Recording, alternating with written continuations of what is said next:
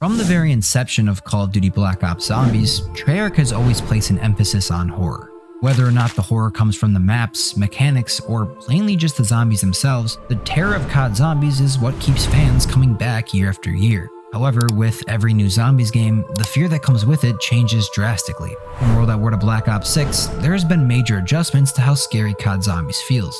In this video, we will carefully analyze every aspect of how horror has been utilized throughout the years to try and uncover what really makes the Black Ops Zombies games so petrifying.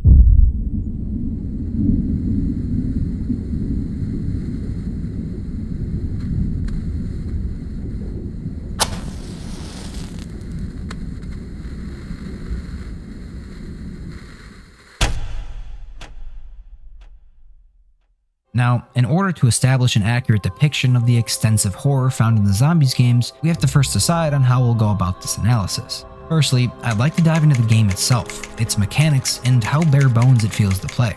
I believe that the game's approach has a lot to do with how scary it actually feels. I also think that the mechanics coincide with the realism that a game provides, which invokes more fear into the player as you can actually imagine fighting a horde of zombies in real life. Secondly, I'd like to talk about the visual and auditory designs of each map, and how they add to the developing sense of despair and fright. With those stipulations settled, let's move on to World at War. World at War's ability to make the player feel trapped tops almost every other Zombies experience. The feeling of impending doom the player gets from knowing there is no escape adds to the already gloomy atmosphere of every map. World at War not only succeeds at making the player feel isolated, but does it to an extent that we will most likely never see again. And that's not a knock to the other games, but a homage to how perfect World at War was to a horror experience. World at War itself had no particular agenda either. No Easter eggs, no distracting dialogue, and no objectives despite killing the endless hordes. It was you and the zombies, immersed in an ever-ongoing battle for your life. The game's basic mechanics also blended perfectly with the feel of World at War. For one, the two-hit down system kept the player on their toes at all times. One moment, you could be killing every zombie at a barrier just to turn around and be swamped by dozens more ready to ambush you. The system was punishing for sure, but kept tensions high throughout the entire match, adding to the alertness of every player. World at War's boots on the ground movement made the game feel more realistic, and again, heightened the feeling of immersion that World at War did so well. There was no unrealistic sliding or omni-movement dolphin diving that would propel you past the mob of zombies. There was limited sprinting, no real dolphin diving, and somewhat of a strafing mechanic. These were basic movements that were pragmatic to the World War II setting of World at War. They didn't shift the focus off survival and rather honed in on the bareness of what zombies once was. You really didn't have many tools to survive either. You had many weapons that weren't viable through certain rounds, and others, like the flamethrower, that needed skill to use and still required the player to be alert at all times. There were wonder weapons throughout the map selection, but most kept the player engaged in the moment and sometimes had to be utilized in smart ways to avoid game-breaking glitches. World at War made every single playstyle an option for the player, but all were rather challenging and could be faltered because of a couple zombies. Whether you camped or trained, the game worked alongside you, punishing you for mistakes that would end up costing you the game. These available playstyles gave players the ability to get to higher rounds, but kept the difficulty and realism in World at War unmatched. The perk selection didn't feel distracting either, and just felt like extra incentive to play.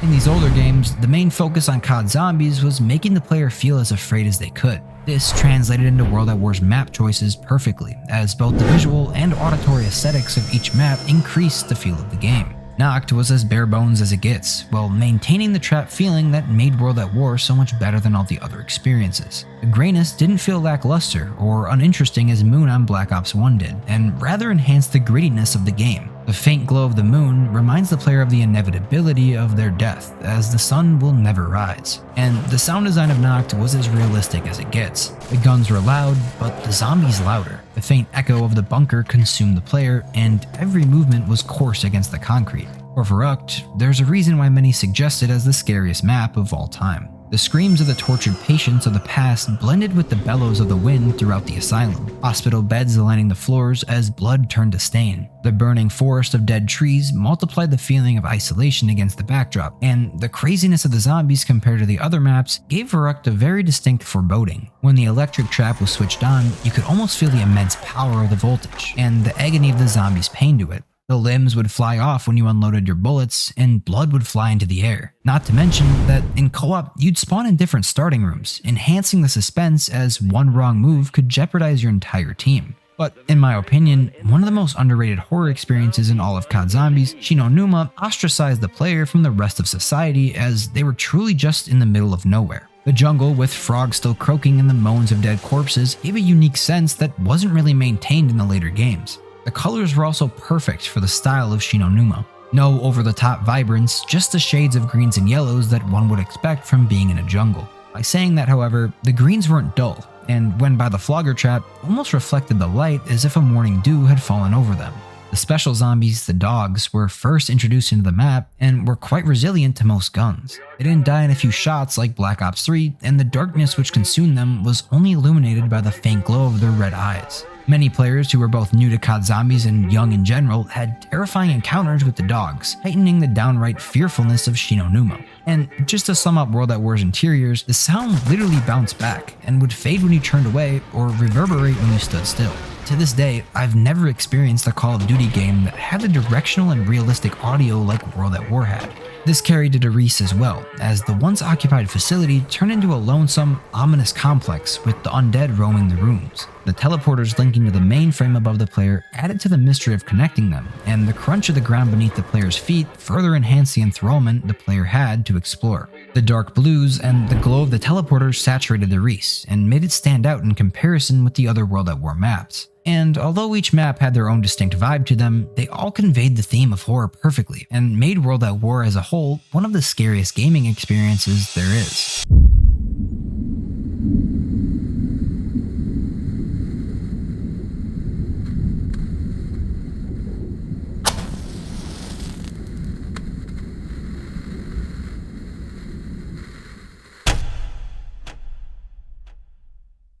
Now, Black Ops 1. One of the most played and talked about zombies experiences of all time, and one of the scariest.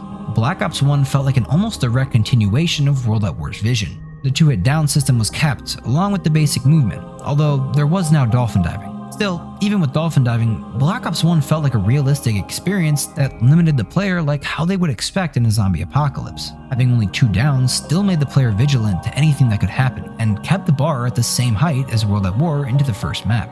Before we explore Kino, however, we have to touch on what made Black Ops 1 feel so horrific. Perhaps it was the very different locations of each map, whether that be in the Pentagon or in the middle of a frozen wasteland. The varying areas that Black Ops 1 had the player survive in maintained the isolationist feeling of World at War, while adding interesting Easter eggs and gameplay mechanics. Black Ops 1 catered to a more new age feeling than World at War, which was great for attracting newer players and increasing graphics over the years, but was a detriment to the horror type experience of the previous installment. Black Ops 1 looked more complete, but at the cost of removing the very feeling that made World at War so haunting. Now, as the maps came out, the strategy to camp dwindled more and more, and it became increasingly clearer that training was the main way to get to higher rounds. You could still camp, but in all honesty, there wasn't a particularly great camping spot throughout Black Ops 1, besides from the catwalk on the Reese remastered. This meant that the more attentive training strategies would have to be used, not only increasing the skill level of the players, but also the inescapable reality of the zombies themselves. Camping was decent for the first few rounds, but eventually the player would be overrun by the perpetual horde. Advancing to the maps themselves, Kino felt like a direct sequel to World at War and was revealed later to be a planned addition to the World at War catalog. This shows as Kino was extremely dark with the occasional pop of red or yellow that was consistent with World at War. You felt like you were fighting for your life alongside your character and were engrossed in the game. From the Nova crawlers to the dogs, Kino der Toten opened up an endless possibility for the future of horror inside COD Zombies. Even with the inclusion of the Thunder Gun, it still felt intriguing. The sound and visual design were also unmatched, as the faint groan of the Nova crawlers slowly turned into the destruction of the barriers on the theater ceiling. The dogs looked and acted the same as World at War, still putting the look of fear on players across the globe. Fetch Me Their Souls was etched into the memories of Zombies players for life, forever replaying in their head when they think of Kino. And one more thing, when pack-a-punching on Kino, you would sometimes be teleported to various liminal spaces. While small, this addition still kept the curiosity high while creating a well-needed aura of mystery. 5 was definitely a switch up from Kino, yet nonetheless placed you in an abandoned CIA facility known as the Pentagon. The fact that you could play as John F. Kennedy amplified the experience and created an aspect of realism that was mirrored from reality. You felt like you were JFK, previously running for president, now running from the zombies. The abandoned feeling was also intensified, as you imagined what the facility once was, a bustling war room now void of any human association. The laboratories also emitted an eeriness, as test subjects were strapped down and the hallways felt like a maze. The sudden blaring sirens made way for a truly terrorizing sight, as the Pentagon thief would run at you faster than you even were. As for Ascension, there isn't much to talk about other than the literal desaturation of everything at the beginning of the game. It nearly resembled an old horror film, as the black and white made the player bear the feeling of a protagonist from Night of the Living Dead. Other than that though, Ascension really wasn't as scary as the other Black Ops 1 experiences, and I find it hard to compare to the rest of the maps. Call of the Dead was a step forward in advancing the movie atmosphere, as the plot was an actual movie set. However, the plot doesn't consume the landscape, as the frozen mountains still line the barren lighthouse, and George Romero targets the player for the entire game. The blues are occasionally lit up by the faint diminishing glow of the street lamps around the map, and the boat is almost entirely frozen to its core. The zombies are the least of your problems, as George Romero comes climbing out of the water like a brute, armed with a stage light and encased in electricity. This is not only awesome in terms of game design, but also a continuation of creativity in the horror department of Treyarch. To briefly touch on Shangri-La, it was another jungle map like Shi No Numa, but wasn't as focused on creating a helpless ambience, but a beautiful landscape. While on one hand the visual experience of Shang is unmatched, it doesn't give off the feeling of terror like the other maps do. Apart from the napalm zombie or the shrieker, Shangri-La was more of a light-hearted version of Shi No Numa. Finally, for our last Black Ops 1 map, Moon was the entire package, all contained in a single environment. Moon started players on Earth in Area 51. As soon as you hear the first buzzer go off, the swarm would begin to sprint at you, and it became clear that the only method of escape was through the teleporter in the hangar. Once you got to the moon, however, your troubles only began, as you needed a PES to even breathe. From the moment you placed the helmet on, every sound would become muffled tenfold. The only thing you could hear was the loud breathing of your character and the occasional bullet from your gun racing through the vacuum of space. Like Call of the Dead's George Romero, the astronaut would continue to follow you around the map, and even after dying, would spawn back in with more health. What further extended the thought of isolation was the reality of being hundreds of thousands of miles away from Earth. Moon was also one of the darkest maps we've ever seen in zombies, and while some believe this design is for the worse, I believe it truly encapsulates the thought of being on the moon. The only semi-colorful areas were the Biodome and Area 51, which still provided the player with a minimal pop of color.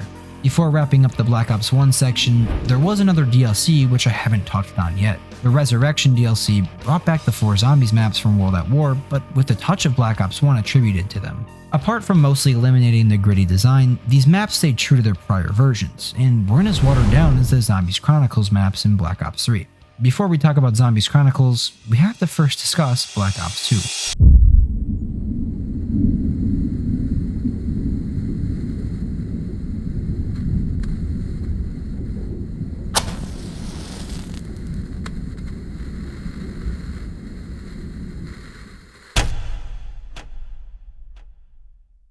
Call of Duty Black Ops 2 added to the ever-growing fire of COD zombies started by World at War. Black Ops 2 was the final installment of the Black Ops series to keep the two-hit down system the same as before. With all the new maps, weapons, and atmospheres, the continuation of the system was crucial for keeping the same mood that came with the older games. Again, every mistake was met with equal retribution. The movement was the exact same as Black Ops 1, which also kept the realism comparatively higher compared to the later games. With everything staying mostly the same across the 3 games so far, the mode really didn't have a chance to switch from the feeling of terror that fueled the desire to play. As well as the mechanics, the colors and sound design remained constant with Black Ops 1 and were a vague but powerful way to convey the nightmarish feeling of zombies. I think the consistency seen in the first 3 Zombies titles is why they're all suggested as the scariest games of the series.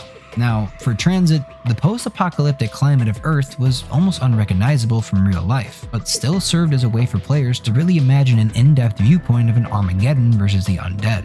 Transit took place after the events of the Moon Easter egg, and was truly a look at what nuclear fallout might become. The lava illuminating the ground was at most times the only light source you'd get in the fog. Speaking of the fog, Transit encased the player in a sheet of dense fog, where denizens would leap on your head, gouging your eyes out if you try to traverse the map. While annoying, the denizens were creepy enough to deter some players from even trying to leave the confines of the bus, which was nearly falling apart to begin with. It was also one of the most open maps you've ever seen, adding to the established eeriness of being alone. As for Die Rise, the setting of the apocalypse transitioned over, but with a touch of vertigo as well. In this era, COD zombies would blend not only the fear of zombies, but also that of different phobias like heights or the dark. While playing, you felt not only the pressure of the mob of zombies, but also the fears of the various parameters made to make you break a sweat. The leapers were an added way to break the player, and would crawl on the ceiling as well as teleport in close proximity around you. They were an almost spider-like hybrid of a zombie, and their visual design was impeccable. The dusty elevator shafts and once exquisite Buddha room created diversity while keeping the goal of horror continual, whether it be from the leapers screeching from a distance or the roar of the wind from being dozens of stories up. The sound design on Die Rise matched the setting perfectly. As a change from pace, Nuketown zombies drastically altered the once bright and sunny Nuketown by dropping a nuke in the test site next to the town. The fire tornadoes and dust blowing in the remote distance were a byproduct of the bomb, as well as the falling perks that would randomly come crashing down. Picking up where I left off before, the perk system kept players on their toes, as with the 2-hit down system still in place, there was a chance to not reward the player with Juggernog until round 25. Any hit would signal an immediate response from the player, and the zombies were relentless with the tight training spots littered around the map. On round 25, every zombie's eye color would change from yellow to blue, as chronologically, Richtofen has control of the zombies from Moon. This subtle but important detail is what kept the fear of the mode alive throughout Black Ops 2. Mob of the Dead took place in the island of Alcatraz, positioning the player in different cell blocks as they fight to the roof, looking for a way to escape. The cell doors closing as Brutus entered the map, or the ghostly round change music built on the player's fear. The dog heads on the walls would devour the eliminated zombies, eventually lending you the Hell's Retriever or Redeemer. This feature alone didn't even have to come into the game, but was without a doubt one of the most unique and scary additions to any map. The thought of escape also lingered through your quest of exploration, as collecting each plane part or gas can yielded you a way out. While aboard in the makeshift plane, a hint of relief swept over the player, as you thought a means out was finally possible. But before that thought could become a reality, you thunderously crashed into the Golden Gate Bridge, ending you up in the middle of it. With the monstrous Brutus running at you persistently, your only escape were the electric chairs at the end of the bridge. After becoming electrocuted, you found yourself symbolically placed at the beginning of your journey once again, metaphorically relating the purgatory of the endless zombie horde. Another change of scenery, buried quite literally on the surface, took place in an old African mining facility. As you began to get curious, you would fall into a pit of mud and dirt, leading you into a buried western town with many creepy buildings such as the witch house or winding tunnels lining the rocky mines. Buried didn't contain the player like Nuketown, but still preserved the trepidation of exploring. Leroy, or Arthur if you're a nerd, was kept in a cell and would break open different areas previously locked off to the player. The western complexion of the town made interest high as the player searched around until arriving at the witch house. This experience in Buried is perhaps one of the most original, unique, and terrifying things any player would go through in the entire franchise of COD Zombies. Witches turning the corner, pushing you into hallways, and even into the maze added anxiousness and suspense to the map, further affirmed by the brownish color scheme. This map looks fucking gas. I'm definitely never played this map though. The round change music was altered for the second time in the series and was consistent with the tone of the map, conveying an elusive feeling that washed over the player. Origins, the last map of Black Ops 2, had you start in different supply bunkers of war-torn Europe amongst the midst of World War I. While desperate for survival, you see 100-foot tall robots mercilessly stomping over the map. Their grayness didn't feel void like Moon, but was realistic to that of an actual battle. The helplessness gained from staring into the vortex above, with planes shooting and constantly reminding you of the ongoing war, sustained that rational fear of what was going on the ground. Despite a war in the skies, there wasn't a single soul other than yourself in the trenches below. From the mound to the crazy place, Origins took the player on a journey that felt almost like insanity, blended with the reality of World War I. And once you reach round 8, the sirens blared. A zombie inside of a mechanized warsuit flew down in front of you, ready to capture and shoot you with his flamethrower. The Panzer was the first real boss zombie that felt both hard to kill and genuinely frightening if you weren't yet prepared. Most likely, on the first playthrough, players would struggle on round 8, failing over and over again as the Beast of Origins claimed their life. While not being too difficult, Origins pushed every player to the brink of their skills, and highlighted just how terrifying COD Zombies has come. Up until now, it felt like Treyarch's main emphasis was just how scary the game could be, but in Black Ops 3, that all changed.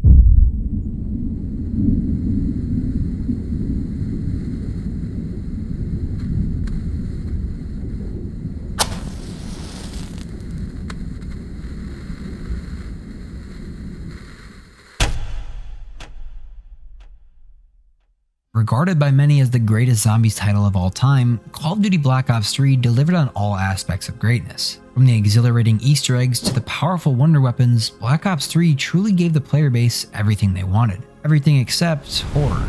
Knowing this will get backlash, I'd like to add that there were some aspects of Black Ops 3 that hold true to the prior dismay of the zombies mode. We'll dive into those aspects later, but first, we have to review the new mechanics and how they take away from the realism built up by the first 3 games. To begin with, the 2-hit down system was converted for the first time in the series, and this time gave players the ability to take 3 hits instead of 2. Changing this was a game-altering decision that opened up the mode to new players, but at the cost of eliminating most of the anxiousness of the early rounds. Instead of being swept off your feet by taking a hit, you were less prone to taking downs, allowing you to have more time to react and get out of danger. The other major change introduced by Black Ops 3 was the sliding mechanic, which replaced dolphin diving and was a faster way to traverse the map instead of sprinting like in the older titles. While fun, sliding is wildly unrealistic, taking more away from the already diminishing factor of fear. Instead of pushing through tight openings, you could effortlessly slide past the pileups of zombies without even trying. This feature made zombies more focused on training and killing the zombies themselves instead of trying your hardest to survive. Obviously, in the older games, your goal was to kill the zombies, but with all the additional trials and tribulations, that almost became an afterthought of survival itself. Black Ops 3 was unfortunately caught in the shift of Call of Duty titles, prioritizing player satisfaction instead of trying to create challenging restrictions. As a result, features like the Gobblegum system were added to make zombies more accessible. The Gobblegum system was a broken feature, on one hand creating an incentive to play, but on the other, erasing skill from the mode entirely. The once impenetrable horde in front of you could be easily wiped out with a single use of round robin. Gobblegums made the zombies mode a laughingstock, tearing horror apart from the inside out. Also, I'd like to add that unlike the older games, Black Ops 3's overpowered wonder weapons elevated the camping strategies immensely. You could zone out your attention for hours and not focus a single time on the doom of the zombies. This breakdown of terror would only become more widespread with the maps themselves. Shadows of Evil took place in a 1940s morgue city, with titanic Lovecraftian monsters lining the skies and keepers roaming the streets. Now, while the designs of the creatures in Shadows of Evil were top tier, the game's vast approachability limited the effect they could truly have. Instead of feeling isolated from society, Shadows of Evil almost made the player feel surrounded by population. The witty jazz music and windows illuminating the backdrop took this even further. The Shadow Man, while trying to be ominous, was just another way to advance rounds, and was interesting rather than scary. Now, the bosses in Black Ops 3 were a different story. Throw all the disdain I said before out the window while I go over the Margwa. This 3-headed behemoth would show up with the main goal of putting you away for good. Every player's first account with the Margwa was that of terror, either frozen in place from its enormity or running from its grasp, only to find its ability to teleport in front of you. Treyarch's vision of the Margwa allowed for the new age gaming experience, piled on top of the immense dread once seen in zombies. Carrying to the giant, there isn't much to say other than that it's an empty attempt at recreating Derice. The contemporary mechanics blended poorly with the rundown facility that we saw in World at War. And don't get me started on the dogs in Black Ops 3. Talk about laughable, these hounds felt like they were one-shot, and didn't look like the ferocious canines from the alternative Call of Duties. Apart from this, the giant wasn't anything like its older brother, and failed to reach the impact of the once horror-focused mode. Horizon Drac was an exception. Snowy Castle allowed for a more somber tone than the previous maps, and coupled with the sound design, added mystery which fanned the flame of subtle horror.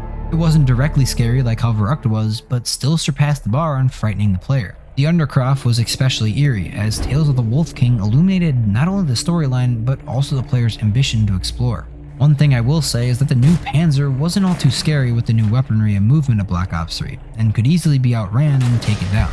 Now, I haven't really talked about Easter eggs, and I don't plan to dive into them at all, but one feature of Horizon Drac stands out amongst its predecessors.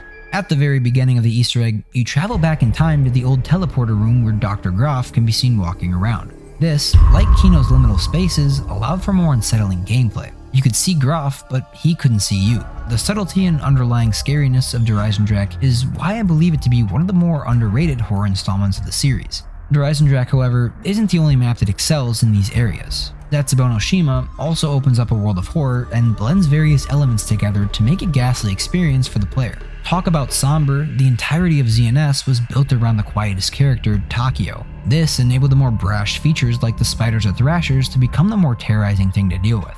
The map also took place in the jungle, and might even do a better job at capturing the scenery than Shinonuma even did. ZNS was dark, with a mirage of greens and blues littered around the map, and cobwebs lining the trees telling tales of fallen scientists. The Thrasher's design gave light to the time and dedication the Treyarch team had, still being able to make disturbing creatures. The spider boss was also terrifying, and if you had arachnophobia, might even be enough incentive to back out of the game entirely. Zetsubo falls into a unique category of zombies maps, and stands prominent over the other Black Ops 3 installments. Now, before the Garad Krovi fans flood the comment section, let me explain my take on this map. Garad is awesome. The dragons flying around and in-your-face dialogue of Nikolai creates for some of the coolest parameters of any map ever. GK itself is great, but in my opinion is the least scary zombies map to that point. The zombies felt harder, but with the daytime atmosphere, metal boss zombies, and flying dragons were drowned out in a sea of new additions. The music isn't mystifying, and the color palette was a more vibrant form of red than we were used to. Garad being so non-distressing shows the shift to Black Ops 3 more thoroughly, as the devs wanted to go all out on content instead of frightening the player base. Revelations also carried the same tone. The map contained fragments of prior maps, but even the once scary areas were flooded with the light of the cosmos. The Apothegons fell into the trap of the GK dragons as they were cool to look at but supplied little fear into the players. Rev made the Margwas into more of just an annoying side boss, and the Parasites or Furies were the same. For the most part, Black Ops 3's new maps couldn't keep the horror in tune with the changing gaming formula. Some maps excelled, but others fell extremely short, and could be regarded as the least scary of all time. But I haven't gone over every Black Ops 3 map yet. Chronicles introduced old maps with the new graphics and playstyles of Black Ops 3. Like I stated for the Giant though, these remasters fell utterly short of the prior releases, all except for one. On the surface, Shinonuma seemed to fall into the categories of Nacht or Verrückt, and many thought it was just another washed down version of its prior self. But while playing by myself, I noticed something different. Shinonuma and Chronicles added some well-needed ambience to the original experience. You could hear thunder rolling in through the background, and the faint ding of the gobblegum machine built up the isolation meter. I don't quite exactly know what makes Shinonuma so uncanny, but I recommend loading into a game of Black Ops 3 with the sound all the way up to see exactly what I felt, and I assure you, you won't be disappointed.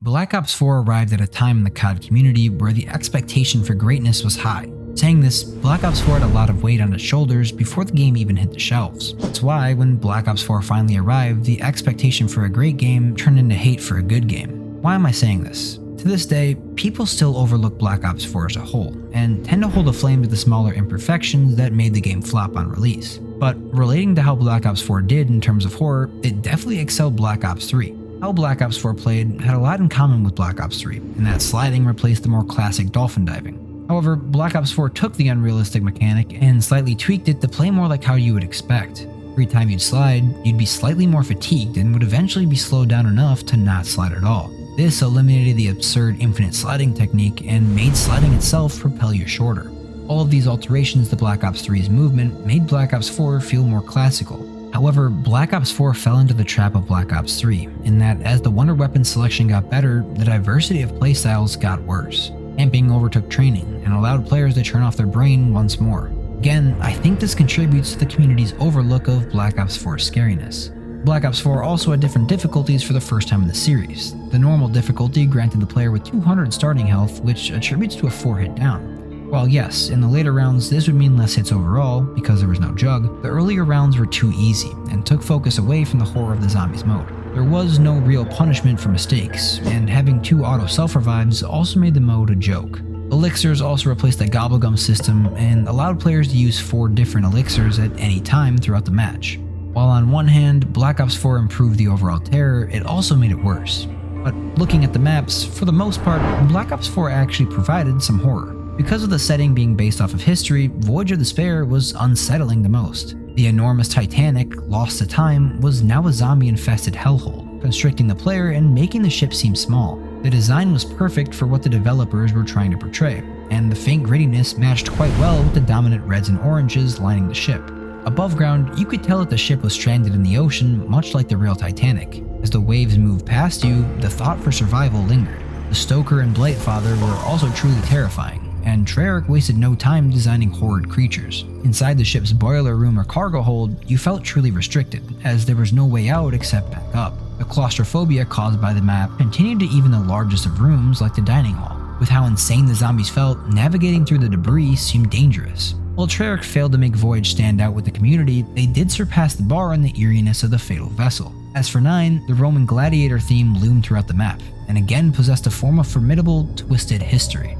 Marauders and destroyers provided challenging bosses that seemed impossible to take down at first glance. The tigers were great additions as well, but unlike the dogs in World at War, seemed to only instill an awe into the player, not a fear. The entirety of the Undercroft Temple provided mystery as to what the ancient Romans were doing to fuel the apocalypse. And the High Priest of Chaos would speak to the arena in a booming voice. Break their bones shattered all willpower left in you, as the gates to hell would open, spewing out gladiators left and right. Blood of the Dead was Mob of the Dead's reimagined version, and although the experience was labeled a flop, the remaster still took on the challenge of the uneasiness displayed by Mob. For the most part, Blood of the Dead actually did a fairly good job at living up to that horror. The catwalk provided first-time players with a significant fright, as they were quickly thrusted in the endless swarms of sprinters as early as round 2. Other than that, Blood of the Dead didn't do nearly as good of a job as Mob at making the player feel isolated, and the Easter egg / storyline took over the job at scaring the player. Now, the rundown prison made some significant advancements in feeling hellish, and the underground fast travel was the literal gateway to hell.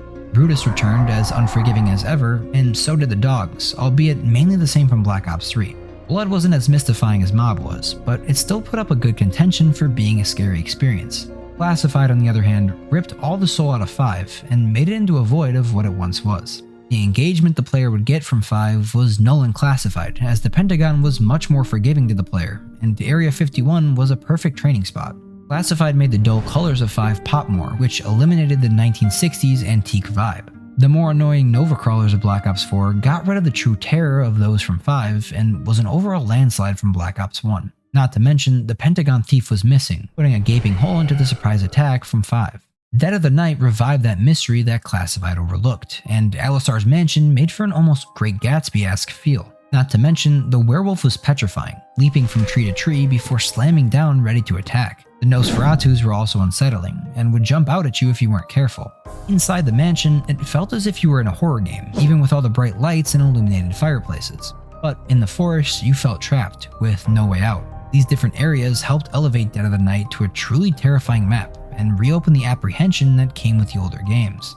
Ancient Evil, like 9, took place in a time in history that sparked an interest in many players. The lost city of Delphi was surreal to play in, especially with the mystery of the Oracle and the undead warlord standing in your way. The fact that you could travel to an alternate place using a flying horse is perhaps the best example of uncovering a mystery we've ever had in zombies. The Giganese was a monumentous creature that created tight gameplay and anxious moments. I also haven't mentioned the Catalyst zombies yet, because while they are mini-bosses, they don't add anything of horror to the mode at all, and are purely annoying like the Novas from Classified or Alpha Omega. Speaking of Alpha Omega, it took a step in the wrong direction. For one, it took place during the day, which heavily took away some of the aspects of fear. And while I think that a map taking place in the day doesn't necessarily kill its fear factor, like for Uct, I do think that combined with all of what Alpha Omega had to offer, it did. This variation of Nuketown didn't have anything above or below ground, and was more of a filler experience than its brothers. The only thing that was unsettling at times were the mannequins that would slowly turn their heads towards you, instilling that unwanted fear into the player. But Tagged or Totem would fall into the same trap. Taking place again during the day, Tag was beautiful but lacking in horror. The remake of Call of the Dead was without George Romero, and without the heavy fog looming over the map. This eliminated what, at the core, made Call of the Dead so scary. The map was also very vibrant, and the Hermit took away from the isolationist feel as you knew there was another person with you in the map. While Alpha Omega and Tag ended off Black Ops 4 poorly, it's important to remember how Black Ops 4 at its beginning tried to move into a more horror-focused game, unlike Black Ops 3. But again, the next installment took all of that away.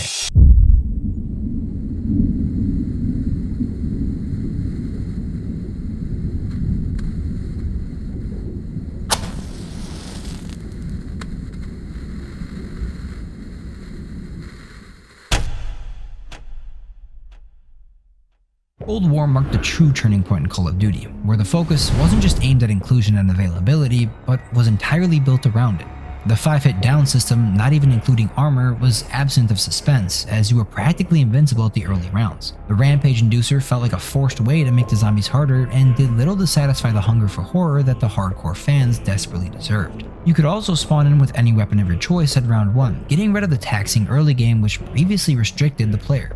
The crafting system added ways to get past the horde, but sacrificed the bare bones feeling of the older installments. The various score streaks, grenades, and field upgrades eliminated the horror of the zombies as you barely gained a feeling of impending doom throughout the entire game. Also, not to mention, the ammo crates allowed for not only the regular guns, but also the wonder weapons to have unlimited bullets at any time. In the older games, the fear you'd get from running low on ammo fueled the feeling of a looming threat as your gun became more and more empty throughout the round. Again, the movement was different from before, and sprinting felt unrealistically faster than before, allowing you to sprint past hordes with ease. Take a look back at World at War's Verrückt. The bare essentials were locked behind the mystery box, and even when you got the arsenal you wanted, you still felt a dark premonition ahead of you. On every Cold War map, perks, guns, pack-a-punch, crafting, score streaks, grenades, and the fast movement were available basically all throughout the game. Cold War killed the desperation of survival and replaced it with the expectation to survive. The machine took place in the daytime, and much like Alpha Omega killed the aesthetic of horror. It took Noct ripping its bareness and replaced it with a graffiti-ridden hunk of concrete with a facility built around it. The snowfall that would occur every so often didn't add the creepiness of the fog from Call of the Dead or Transit and was just a cool addition. Another aesthetic change was the Dark Ether. On the first playthrough, getting to the particle accelerator was mystifying, as the entirety of the underground facility was dark until that point, when all of a sudden you were met with an iridescent glowing portal that itched you to interact with it. However, when entering the Dark Ether, the only scary thing was the radio cutting out as Weaver attempted speaking to the strike team. Other than that, the Dark Ether wasn't dark.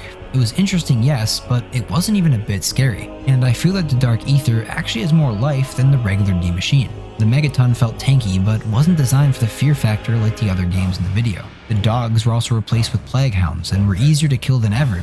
For Firebase Z, the setting was also in the day. You notice a pattern here? It was also set in a Vietnam town with a side character talking in your ear for the whole game, let alone adding not one but two side characters living in the map, and strictly for storyline or Easter egg inclusion. Why did Treyarch feel the need to add in these characters on top of the constant bombardment of Carver, Weaver, or Gray talking to you the entire game?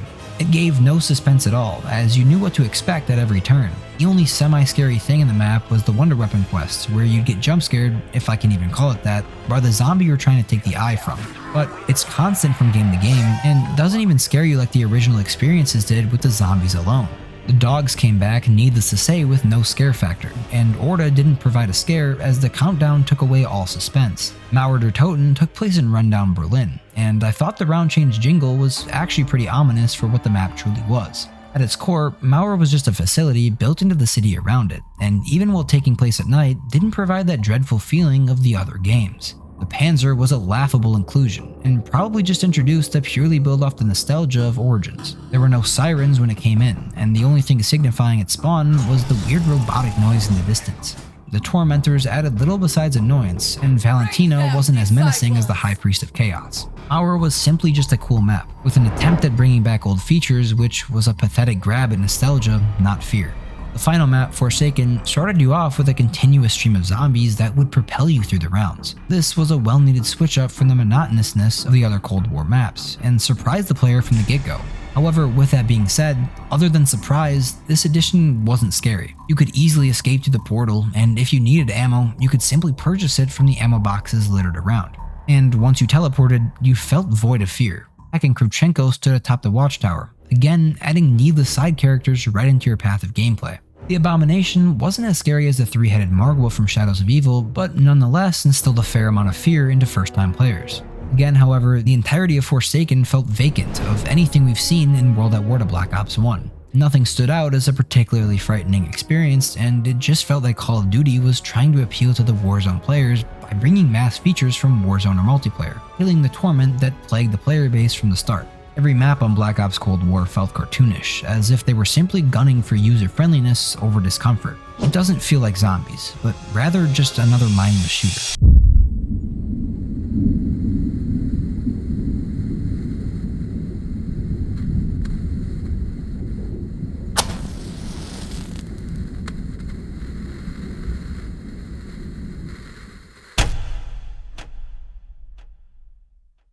Black Ops 6 marks the latest installment into the Call of Duty universe, and the continuation of Black Ops Zombies. Apart from the middle-of-the-road community consensus, Black Ops 6 has, in my opinion, greatly improved on the lacking horror from Cold War. That being said, I still think Black Ops 6 has an overarching need for more terrifying experiences to be able to keep up from those of the older games.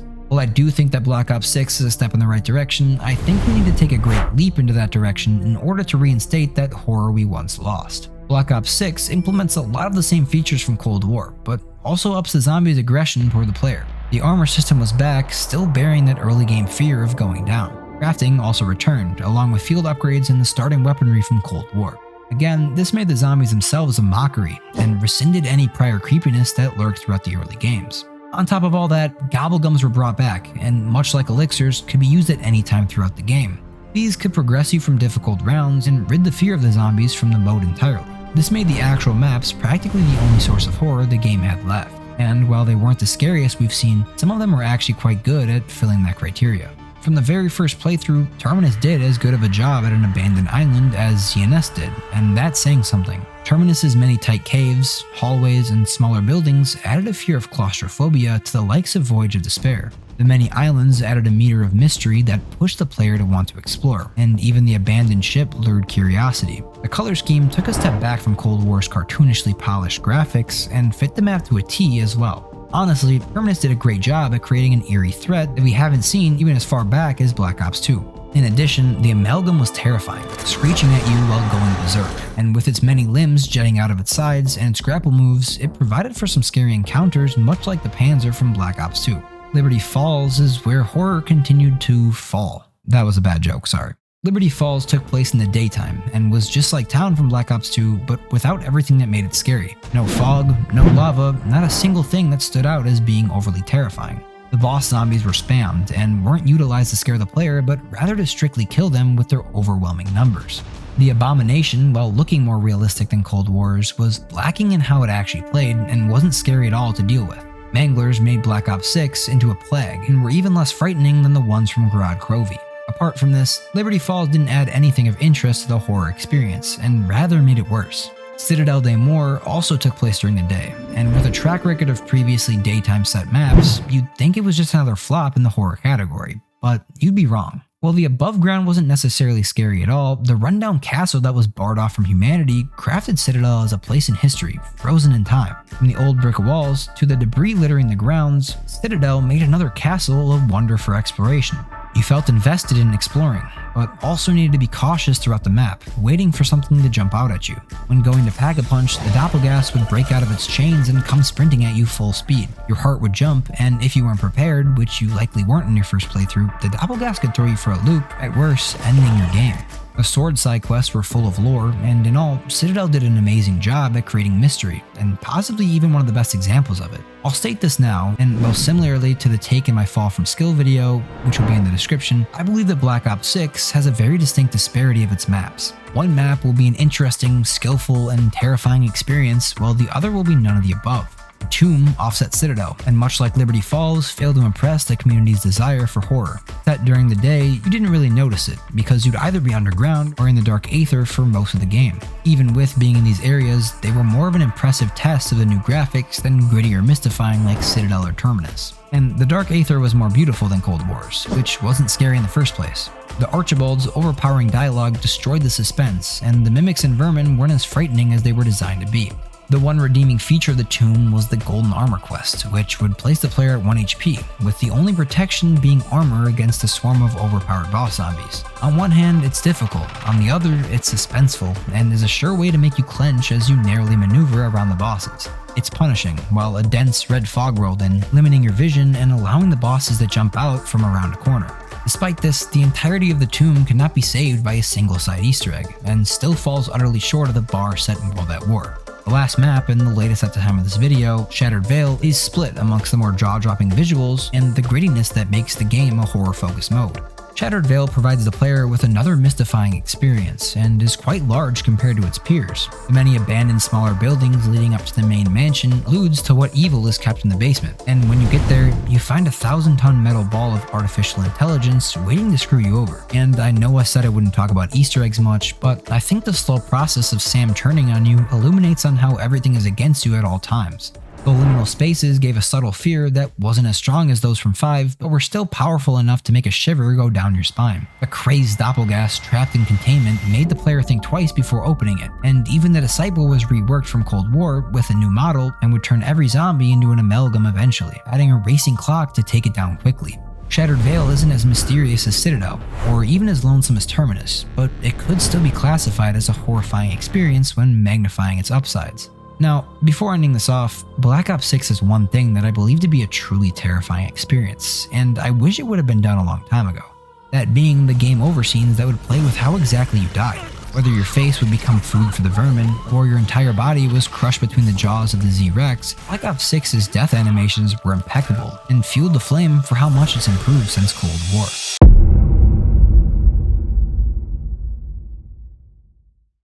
From the beginning, World at War fanned the flame for how a side mode became one of the most terrifying experiences in all of modern gaming. From then on, different developers, not only Treyarch, attempted to live up to the petrifying gameplay of the first few installments. To little avail, it seems as if Call of Duty has shifted their focus entirely away from creating scary encounters and rather put all resources on fulfilling the player's desires first. While bringing new players in is good for business, it created a void that needed to be filled for the hardcore fans of COD Zombies. With this dive into the history of horror, do you think we've fallen too far from the once terrifying mode, or do you think we're moving in the right direction?